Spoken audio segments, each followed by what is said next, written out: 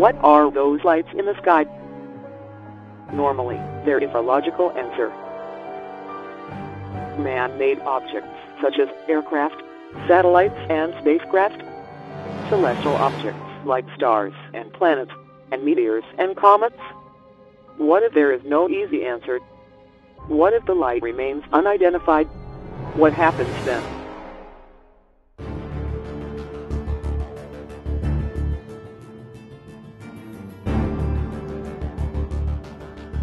I stayed in and didn't go out to the strip for the celebration.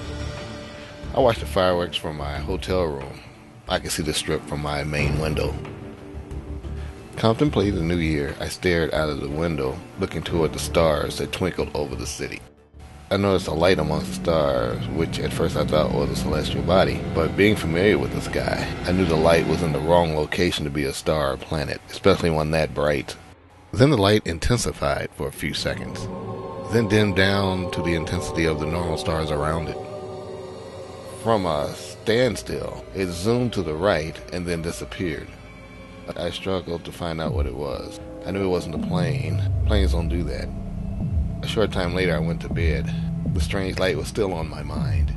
2.5 hours later, I woke up and went to the window and saw the same thing again. To this day, I don't know what the hell they were. I had a similar sighting in October of 2011, as I reported in the video, October Sighting. There are others who have seen the same thing. A coworker was out walking his dog around 4:30 in the morning a few days ago. He noticed that Orion had an extra star. The star intensified, then dimmed, and then shot away in a straight line and disappeared.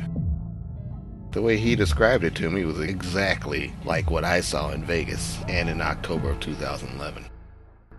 We don't know what it was, but we sure do know what it wasn't. Satellite flare is the phenomenon caused by the reflective surfaces on satellites, such as antennas or solar panels, reflecting sunlight directly onto the Earth below and appearing as a brief bright flare. The iridium communication satellites have a peculiar shape with 3 polished door-sized antennas 120 degrees apart and at 40 degrees angles. The forward antenna faces the direction the satellite is traveling. Occasionally an antenna reflects sunlight directly down at Earth, creating a predictable and quickly moving illuminated spot on the surface below of about 10 kilometers diameter. To an observer, this looks like a bright flash or flare in the sky with a duration of a few seconds. Some of the flares are so bright that they can be seen in the daytime, but they are most impressive at night. This flashing has caused some annoyance to astronomers, as the flares occasionally disturb observations and can damage sensitive equipment. When not flaring, the satellites are often visible crossing the night sky at a typical magnitude similar to a dim star. The meteor is the visible path of a meteoroid that has entered the Earth's atmosphere. Meteors typically occur in the mesosphere, and most range in altitude from 46 to 62 miles. Millions of meteors occur in the Earth's atmosphere every day. Most meteoroids that cause meteors are about the size of a pebble. Meteors have roughly a 50% chance of a daylight or near-daylight collision with the Earth. Most meteors are, however, observed at night, when darkness allows fainter objects to be recognized. A fireball is a brighter than usual meteor. The International Astronomical Union defines a fireball as a meteor brighter than any of the planets.